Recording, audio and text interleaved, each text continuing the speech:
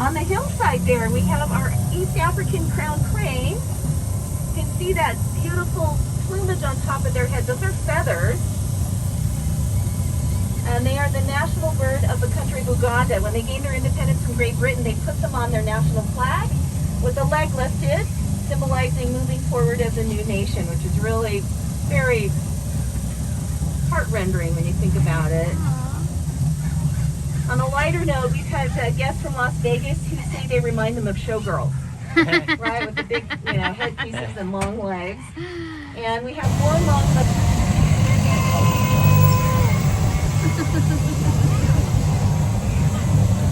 And the whole parkour, so this is so exciting. Here are our beauties. Wow. Sorry about the bump. You know what? And we're going to hop off the cart here. You guys can have a seat on any one of those benches, or you can stay on the 6 females. They're from different parts of South Africa. We've got 3 babies. So we've got Future here. She's our little girl. Edward, they're 2 years old. Edward was the first southern white rhino calf born using artificial insemination in the Western Hemisphere. Yes. And then little Future came about 3-4 months later. We've got even a smaller guy, Arthur. He was born the old-fashioned way out in our East African habitat. And his mom hadn't given his older sister her walking papers yet. They'll usually stay about 2 to 3 years. And so Arthur was born. The big sister said, "What is this?" And wasn't very nice to it. So they brought Arthur over here, and he has 4 allo mothers that were aunties that take care of him. Yeah. He's been bottle fed along the way too, and he just turned 1 last August. So these 6 southern white rhino females are going to help bring back the nearly extinct northern white rhino. There's only 2 non-breeding females left on the planet. Yeah, it's a mother and daughter under heavy guard in a conservancy in Kenya. So down the line, there are researchers at the Scripps Research Institute working with stem cells. They also have cells from the DNA from the last male northern white rhinos who have since passed away. They're going to be able to engineer those cells into pluripotent stem cells, which can be converted into any other type of cell. So they're going to have a lot of diversity. They can make those into sperm, eggs, etc. So we're also working with the electrical engineering and robotics department at UC San Diego to develop a catheter that will deliver those embryos when the time comes. Female reproductive tracts in southern white rhinos are pretty circuitous. It's about 5 feet to get to where the embryo needs to be placed. Dang.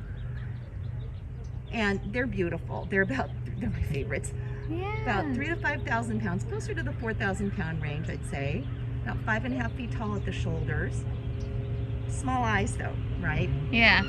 So they're pretty nearsighted, poor vision, but you can see those big cone-shaped ears, and you can see how they can turn 180 degrees. Oh, wow. Right? And big nostrils, so they also have a good sense of smell. The rhinoceros are closely related. Hi, this is Nikita. Hi, Nikita. Hi, beauty. Oh, she's so cute. Do you want me to take a picture of you guys with Nikita on the So rhinoceros are closely related to zebras, tapirs, and horses. So they're a herd animal. How come this one's a little like pinkish red? That's from that pitcher's mound clay that they put on, just to kind of like sunscreen. I see. Yeah. I see. Okay. Yeah. Oh. So it got a little extra on that Yes, one. right? Looks like she's got some sort of, she might have had a bug bite up top there that was bothering her. Yeah. This is Arthur. Oh, Hi, buddy. Isn't he cute? they're so adorable. So they're at birth about 150 pounds, and they can gain 3 to 5 pounds a day. So he is probably hovering around 1,100 pounds right now. He's over a year old. Yeah. Wow. And they've got a wide, flat upper lip. They are the grazers of the savannas. And the Afrikaans word wide means wide. Okay? English settlers came in and thought they heard white. And so that's how they became white rhinos. But rhinoceros are gray, yeah. Okay. That's kind of cool. So he has like kind of like a little obstacle Yeah, maze. yeah, they open all of the gates for him back here. Now, when the gals are back here too, similar, they'll hang out sometimes together. If they're working with conditioning, they might have just one like here and the gate closed so they can focus. Yeah. They'll do blood draws on them, which is really important, especially for the females, to kind of figure out where they are hormonally. If they're cycling, they'll take the blood from their ears. They want to set up a date with Jake Gregory. They'll have him here usually, in this little area, kind of strutting his stuff. The females are there at the feeder. If she shows interest, what happens is her little tail will curl up and she'll squirt some urine. And that usually means green light, and they take them out to the front and they get a little date out in front. Oh my gosh. Yeah. Wow. And this area here is where the assisted reproductive techniques take place. So just to condition the animals, they'll have the doors slid open. They'll put some treats out there, and the animals can kind of just go back and forth. Over time, the calves will come with them too, make sure it's a positive experience, and just kind of hang out. There's a scale down there. And you can see there's a square on the inside of those doors that move back and forth. So the animal can enter on any side, Okay. and they can have access to them. It doesn't matter which way they enter. And so it was designed by wildlife care specialists and the reproductive physiologists. They knew exactly what they needed as far as being able to have an animal there to do an ultrasound or to do the implantation. The little doors on the bottom will open up, and usually there's a wildlife care staff person down there just kind of hanging out with the rhinoceros as well. And then for longer procedures, they use a standing sedation. They've got those big straps there to help give extra support. When time comes, they're still alert, just a little bit. You know, they just want to make sure that they're supported. Looking down to the left, this is East Africa. These are Nile Leshwe. So all of the cinnamon-coated ones, those are females and young males. The darker-coated ones are the males.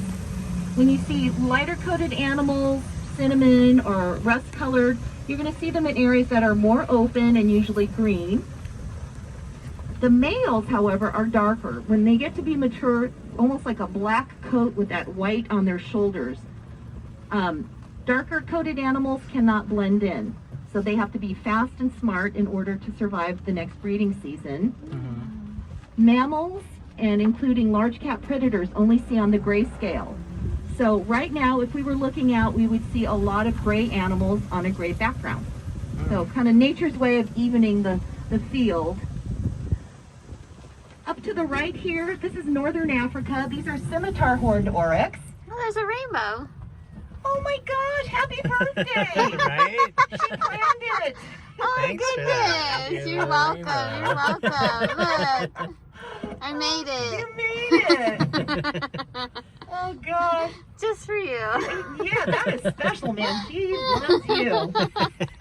So these guys, northern Africa, very hot and dry, so they've got special vessels in their nasal passages, and that continuously cools the blood going back up to their brain.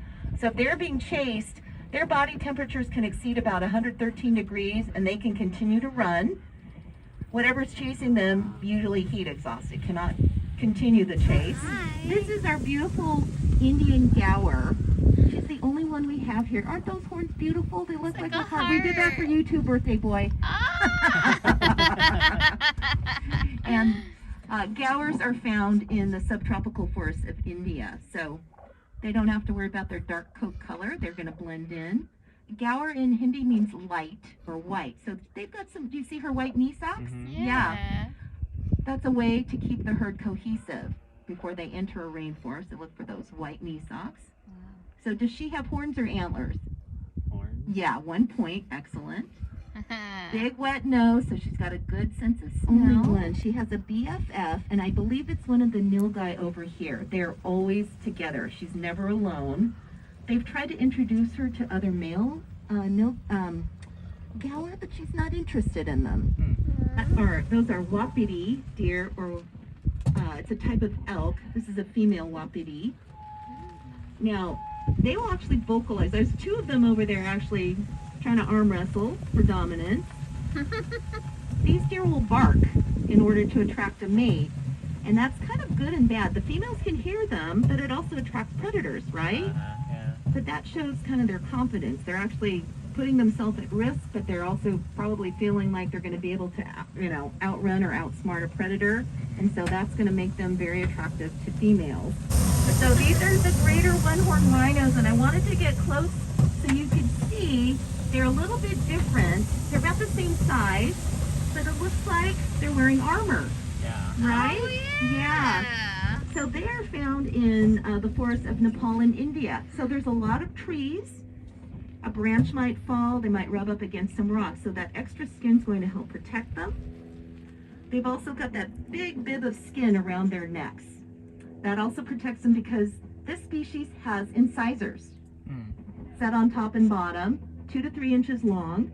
During breeding season, they get pretty gregarious, so there's a lot of vocalizing and running and biting, called them love bites. But you can say similar anatomy, small eyes, right? Yeah. But if you look at their upper lips, it's not flat, it's pointed. That's called semi-prehensile. And because they live in areas where there are trees, that helps them pick leaves and other things out of trees. Yeah. On our little VIP tour. The birthday boy right here. It's Happy me. birthday. I'm old. So old now. Ancient. Look at this view. Here we are. Last one standing in the VIP area. Look at this view. That's nice. Oh my god. It's amazing.